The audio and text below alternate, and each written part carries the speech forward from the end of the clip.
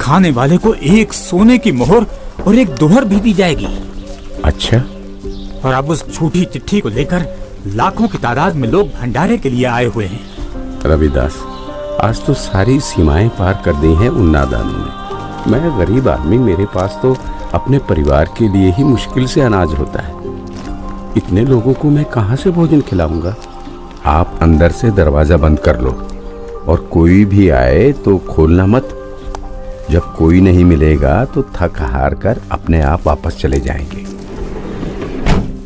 गुरुदेव, ये नकली धर्म के ठेकेदार रोज आपके खिलाफ कुछ ना कुछ षड्यंत्र रचते ही रहते हैं।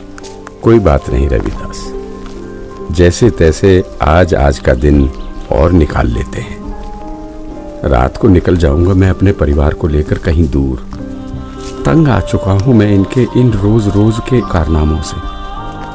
मैं बोलता सच्चाई हूं और ये समझते उसको निंदा है। आ जाओ रविदास, बैठ जाओ। दोनों भगवान को याद करते हैं। आपत्ति के समय उसी को याद करना चाहिए। वही सबकी लाज रखते हैं, हमारी भी रखेंगे। जिसके बाद परमेश्वर कबीर जी अपने 2 रूप धारण कर एक रूप में तो रविदास जी के साथ झोपड़ी में विराजमान रहते हैं तथा दूसरे रूप में ऊपर सतलोक में पहुंच जाते हैं।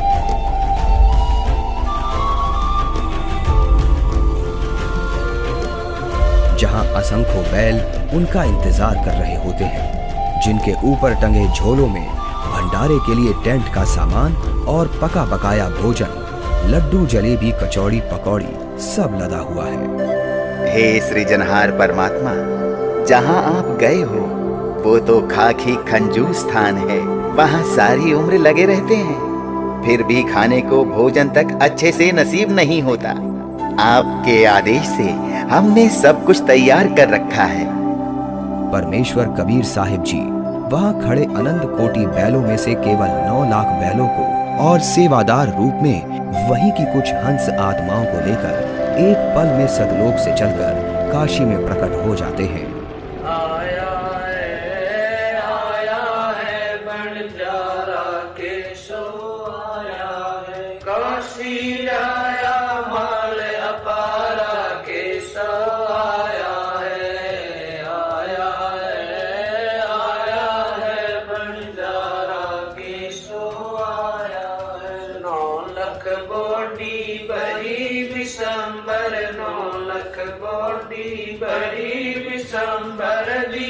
कबीर भंडारा के सो आया है, आया है बंजारा के सो आया है। धरती ऊपर तंबू ताने, धरती ऊपर तंबू ताने, चौपड़ के बंजारा के सो आया है,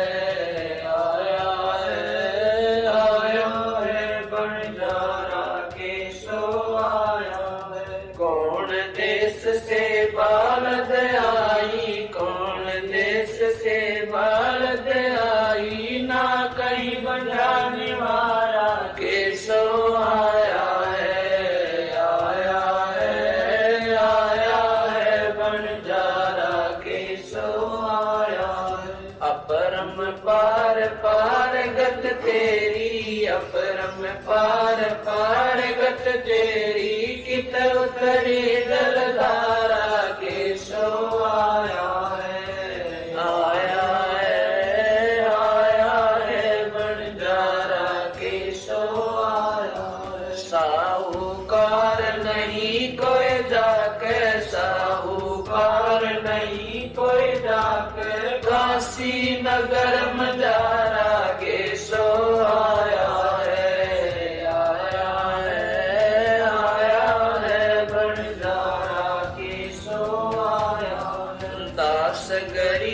कलप से उतरे, दास गरीब कलप से उतरे, जिया पे अलख कर तारा के सो आया है, आया है बंजारा के सो आया है। दास गरीब कलप से उतरे, दास गरीब कलप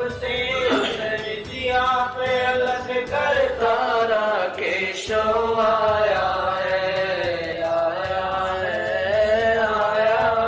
भंडारा के सो आया है।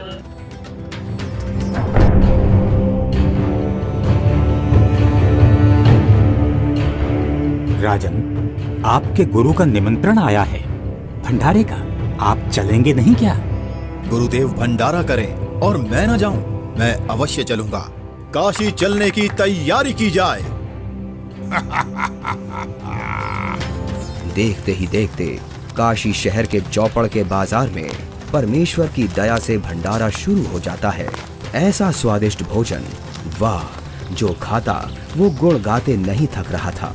सब्जी, पूड़ी, लड्डू, जलेबी, कचौड़ी, पकौड़ी, दही भल्ले, खीर, हलवा आदि जो कोई कुछ भी पकवान मांगता वो उसे खाने को मिल रहा था।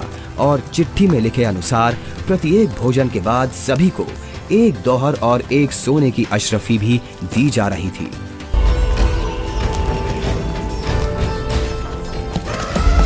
उधर से दिल्ली के बादशाह सिकंदर लोधी भी, जो परमेश्वर कबीर जी का शिष्य हो चुका था, अपने धार्मिक पीर शेख तकी के साथ भंडारे में पहुंच जाता है। अरे ये क्या हो रहा है? ये भंडारा कैसे चल रहा है? भंडारे में परमेश्वर कबीर साहिब जी की जय जयकार सुनकर जहां शेख तकी ने सोचा तो था कि कबीर अपनी झोपड़ी छोड़कर भाग गया होगा और लोग उसको गाली दे रहे होंगे, किंतु उसके विपरीत भंडारा चलते देख शेख तकी के तो तन बदन में आग लग गई। हे भक्तों, कबीर साहिब जी किधर हैं? कबीर साहिब जी का तो मालूम नहीं, किंतु उधर सफेद तंबू में एक व्यक्ति बैठा है, वही भंडारे की सारी व्यवस्था किए हुए है।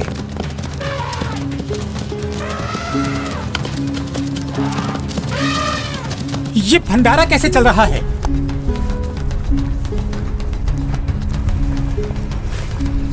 कौन है आप और कबीर जी से क्या नाता है आपका? मैं एक बंजारा हूँ और कबीर जी मेरे पगड़ी बदल मित्र हैं। उनका संदेश मेरे पास गया था कि एक छोटा सा भंडारा करना है, थोड़ा सामान लेते आइएगा। और भंडारा चल रहा है। 18 लाख आदमी भोजन कर रहे हैं, ये इसे छोटा सा भंडारा कह रहा है। कबीर जी कहाँ हैं? वो क्यों नहीं आए?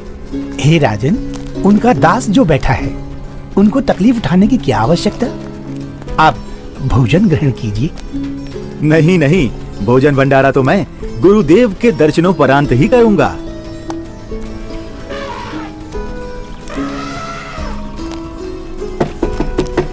हे गुरुदेव, लगता है उन्होंने हमें यहाँ भी खोज लिया। भीड़ शायद घर पूछते पूछते यहाँ तक पहुँच गई है। कोई बात नहीं, आप दरवाजा मत खोलना, कुछ देर बाद अपने आप चले जाएंगे। दरवाजा खोलिए परवरदिगार, दिल्ली से आपका दास सिकंदर आया है। राजन, हम दरवाजा नहीं खोलेंगे। इन लोगों ने तो आज सभी हदें पार कर दी हैं। मेरे नाम से झूठी चिट्ठी डाल रखी है। मैं कैसे निकलूं बाहर? इस बनारस में कोई सेठ भी मेरा ऐसा जानकार नहीं है जो मुझे पैसे उधार दे दे। मैं तो बड़ी मुश्किल से ताना बुनकर अपने परिवार का पालन करता हूँ। इन लोगों ने मेरा जीना मुश्किल कर दिया है। बस आज रात होने का इंतजार है राजन। रात होते ही मैं अपने परिवार को लेकर कहीं दूर चला जाऊंगा। है परवरदिगार, आप मुझे नहीं बहका सकते। आप ही अल्लाह अकबर हो। आपने देखो वहाँ क्या रंग लगा रखे हैं। एक बार दरवाजा खोल दो दाता, दास आपके दर्शन करना चाहता है। खोल दो दरवाजा। राजा सिकंदर लोधी के आग्रह करने पर परमेश्वर कबीर जी जैसे ही भंडारे में चलने के लिए खड़े होते हैं, तभी उनके सर पर अपने आप ही हीरे पन्ने से जड़ा हुआ एक बहुत ही सुंदर मुकुट आ जाता है और कुटिया से बाहर निकलते ही उस परम पिता पर आसमान से फूलों की वर्षा होने लगती है।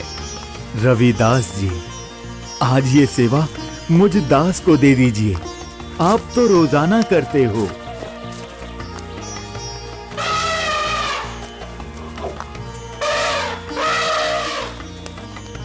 इनमें से कबीर जी कौन है?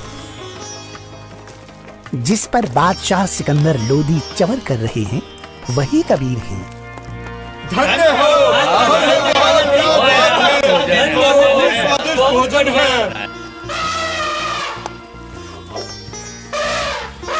इसके बाद कबीर साहिब जी अपने ही दूसरे रूप केशव से मिलने के लिए उनके तंबू में आते हैं और जो ही परमेश्वर कबीर जी तंबू में प्रवेश करते हैं तो देखते ही देखते अपने आप उनके लिए एक सुंदर सिंहासन लगने लग जाता है जिस पर चारों तरफ हीरे पन्ने मोती जड़े हैं। परमेश्वर कबीर साहिब जी आसन ग्रहण करते हैं। उधर परमेश्वर को देखने के लिए भंडारे में आई लाखों की भीड़ टेंट के चारों तरफ इकट्ठा हो जाती है, जिसके बाद केशव रूप परमात्मा कबीर जी से कहते हैं, हे परमेश्वर, आप अपने अद्भुत लोक को छोड़कर इस झूठ कपट वाले लोक में क्यों आ गई? आप इनका भला सोचते हो, इनको अमृत भोजन खिला रहे हो और ये आप ही के विरुद्ध इकट्ठा हुए रहते हैं।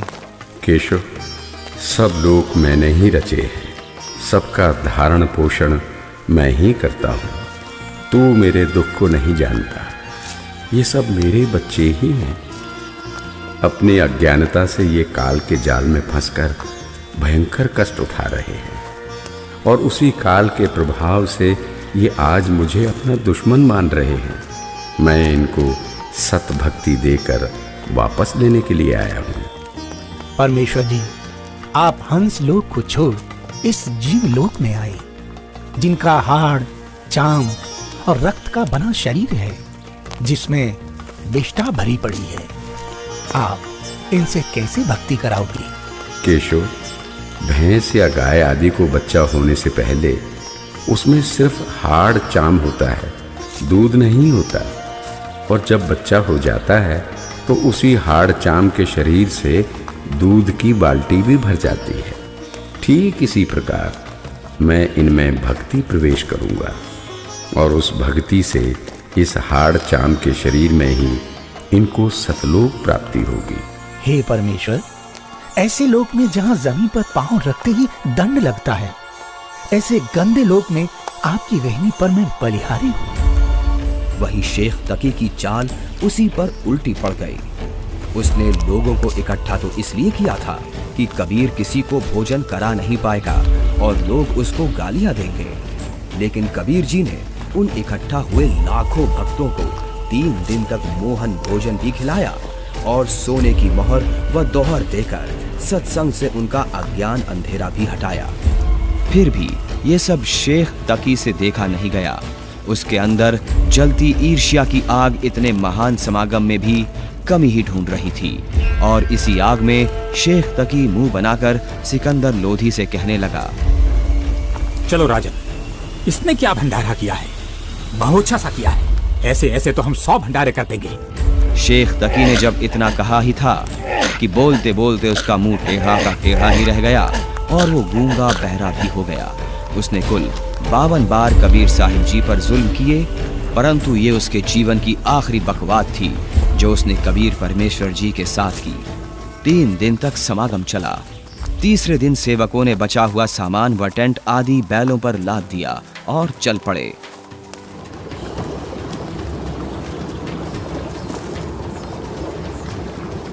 गंगा में पानी ज्यादा है, इसे अभी पार नहीं किया जा सकता। हाँ हाँ, अभी मत जाओ।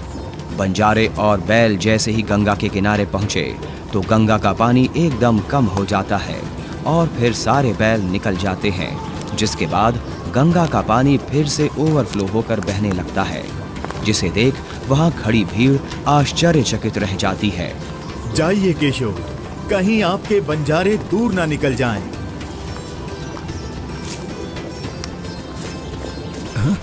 ये क्या? कहाँ गए बैल? कहाँ गए बंजारे? राजन, जहाँ से आए थे वहीं चले गए। इससे पहले कि सिकंदर इस बात को समझ पाता, उसी समय केशव भी कबीर जी के अंदर समा गए। सिकंदर दंग रह गया। रोते हुए कबीर परमेश्वर जी के चरणों में दंडवत की।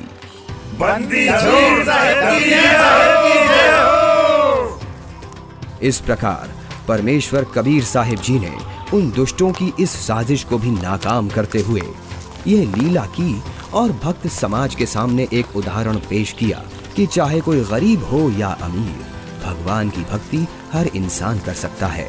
जैसे मैंने कपड़ा बुनकर अपना व अपने परिवार का पेट पाला और भक्ति भी की, तो समय आने पर परमात्मा ने मेरी लाज भी रखी। उसी प्रकार आप भी मुझ पर यानी परमात्मा पर विश्वास करो और भक्ति करो। फिर देखना, जब कभी भी आपको मेरी आवश्यकता होगी तो मैं आगे खड़ा मिलूंगा। पर्वत पर्वत मैं फिरा, कारण अपने राम, राम सही के संत मिले, जिन सारे सब काम सत साहिब।